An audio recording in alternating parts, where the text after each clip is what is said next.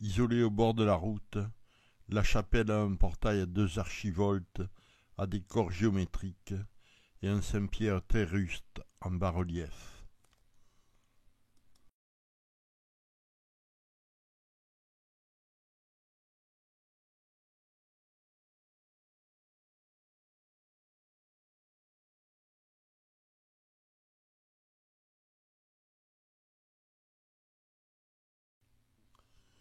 Bien que baroque, l'église a un chevet roman.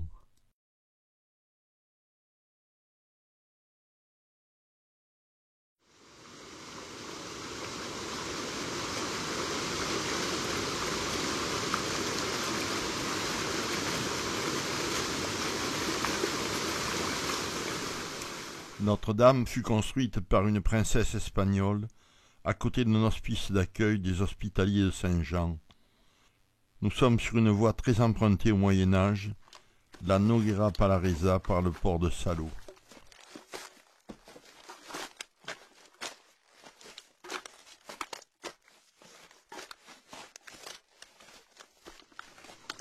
Les terribles crues du Salat emportèrent le chœur, qui fut reconstruit et décoré d'un pantocrator de Jean-Bernard Lalande. Le clocher-mur, plus tardif, contraste avec l'allure massive de l'église. Ce clocher a de nombreuses similitudes avec Saint-Cernin de Soueix que nous allons voir. La baie Géminées s'éclaire avec les neiges du Mont-Rouge.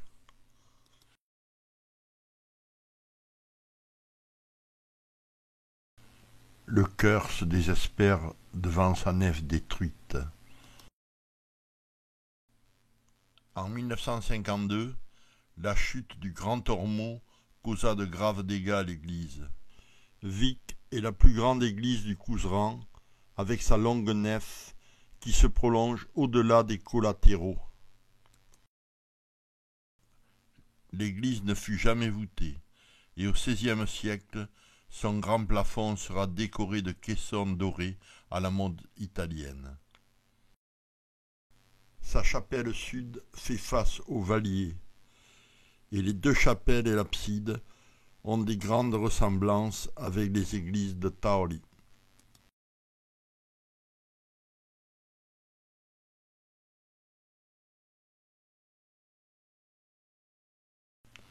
On trouve des fenêtres dans les contreforts. Serait-ce là une particularité des églises couseranaises? Suite à l'installation du retable dans le chœur, on a bouché la fenêtre et ouvert 2 grandes baies latérales, comme aussi à Castillon. Les chrismes furent, après le poisson, le symbole des chrétiens. Nous en avons 12 en Couserans.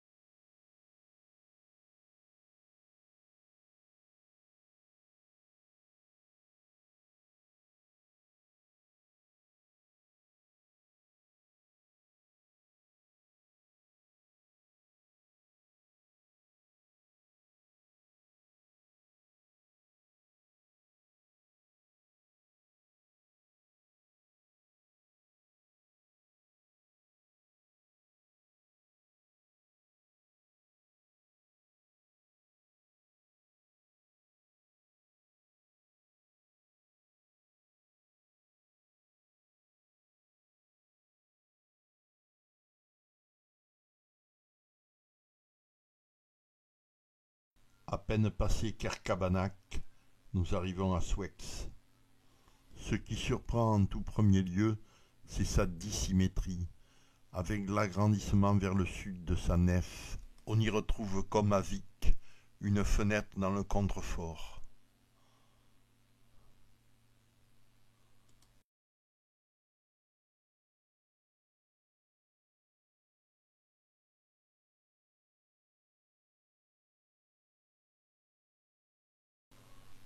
Le clocher-mur, avec sa décoration abondante et soignée, a des ressemblances avec celui de Salo. Ce qui me surprend le plus, ce sont ces modillons qui représentent des visages impassibles. On retrouve des modillons richement sculptés à Castillon, Montgauche et Saint-Lizier.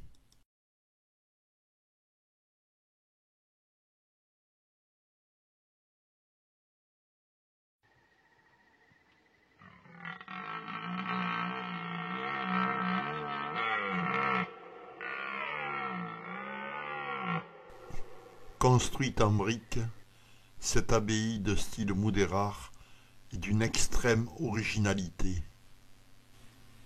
Son cloître fut détruit, comme à Notre-Dame de la Cède à Saint-Lizier.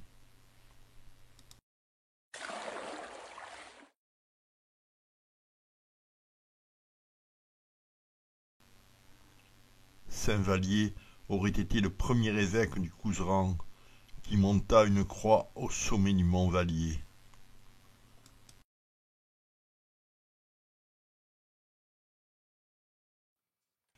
Nous retrouvons des motifs de vannerie dans les chapiteaux de Saint-Giron et de Saint-Lizier.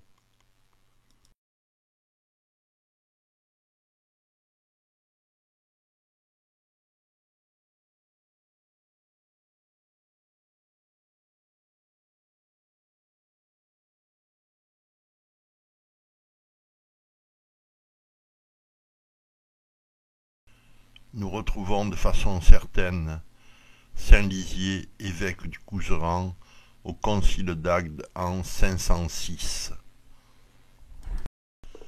Parfois je trouve le clocher roman toulousain de Saint-Lizier trop court, trop large.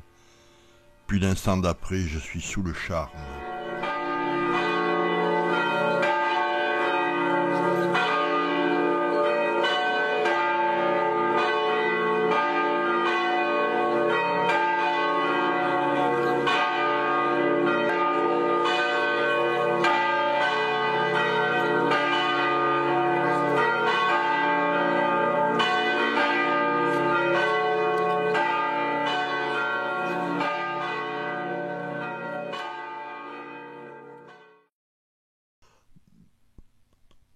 Ces colonnettes sont en réemploi d'un monument gallo-romain démembré.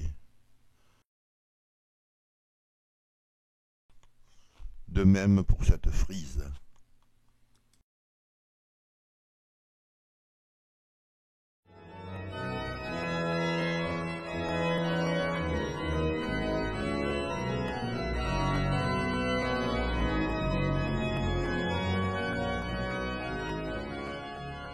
Le Pantocrator nous accueille avec son air sévère.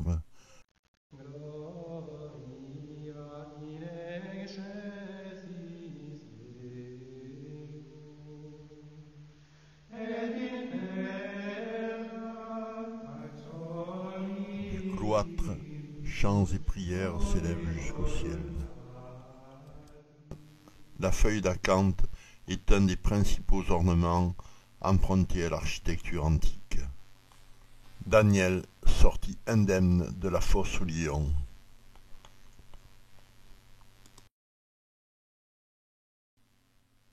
Un rempart gallo-romain du IVe siècle entoure la partie haute de Saint-Lizier où fut construit Notre-Dame de la Cède.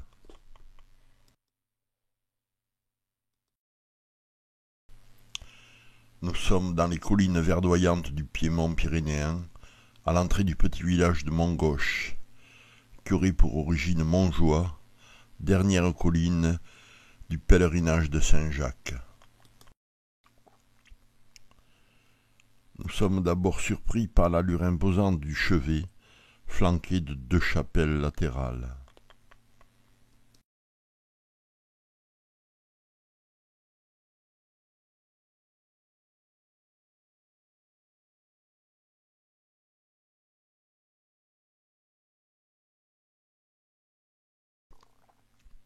Après les fenêtres à billettes, nous arrivons à la bande lombarde, décorée de têtes d'hommes et d'animaux tout à fait extravagants.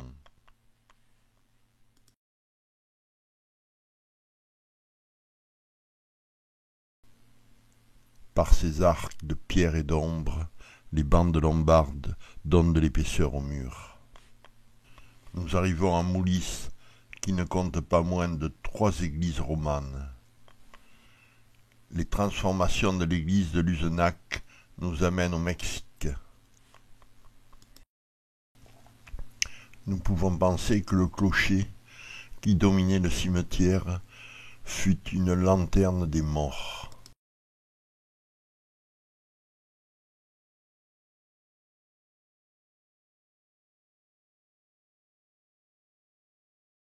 Clocher extravagant à 12 pans de style poitevin.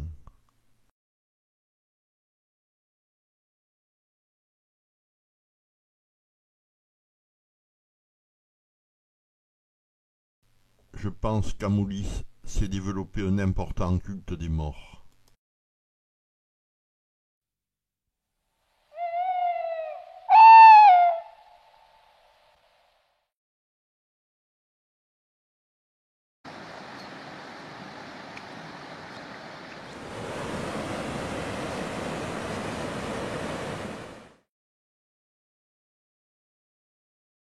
Au sommet d'une colline qui domine Angomer, Saint-Michel nous interpelle par sa sévérité. Au XIIe siècle, Arrout vit l'installation des Templiers.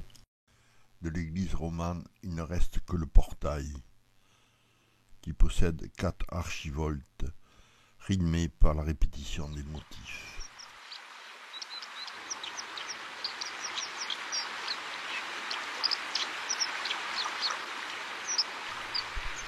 Nous sommes à Audressein, au confluent du Lez et de la Bougane, et nous remontons la Bélongue. L'église, profondément remaniée, possède tout de même un beau portail et des bandes lombardes. Au travers des ombres, nous découvrons des pierres et des sculptures, comme le très beau Saint-Pierre ou le sacrifice d'Abraham.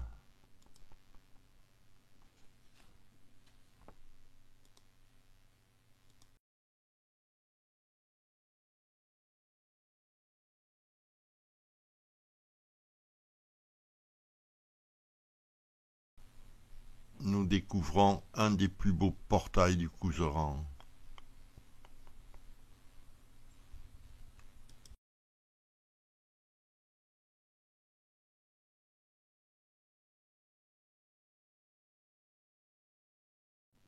La construction, avec des grès multicolores, est particulièrement soignée, en particulier au niveau des pans coupés de l'abside. Les modillons racontent des petites scénettes. C'est ici, au milieu du XIIIe siècle, qu'un berger, tout pétri de sa nouvelle foi, vint prier.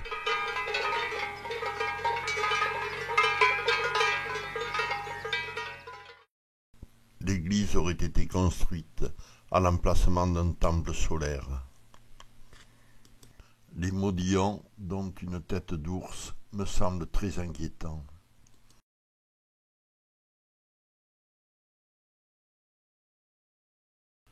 Les bandes lombardes ne sont pas alternées par des pilastres. Je trouve cela très élégant. Entre le Lez et une colline humanisée, l'église s'intègre parfaitement dans le hameau de Roujoute.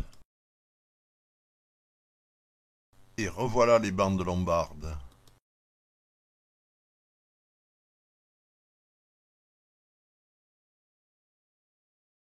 On y retrouve des bandes lombardes et un étonnant modillon.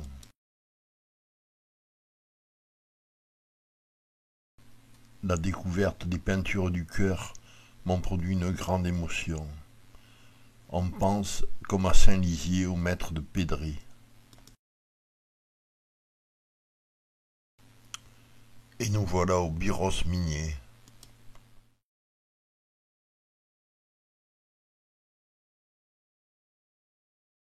Les paroisses construisaient des églises jusque dans les coins les plus isolés, comme ici à Irazen. Ou comme ici à Balassé, toujours sur la soulane du Byros. Ce qui surprend le plus, ce sont les matériaux de construction violets. Nous découvrons un nouvel élément de décoration, les dents d'engrenage. Écrasées par la maille des moraires en traces.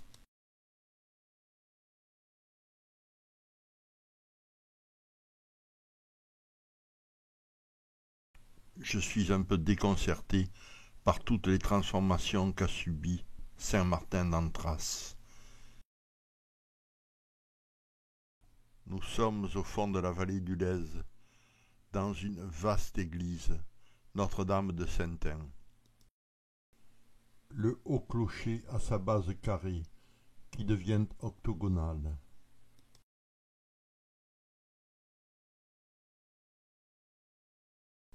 Le passage de la section carrée à la section octogonale est très réussi.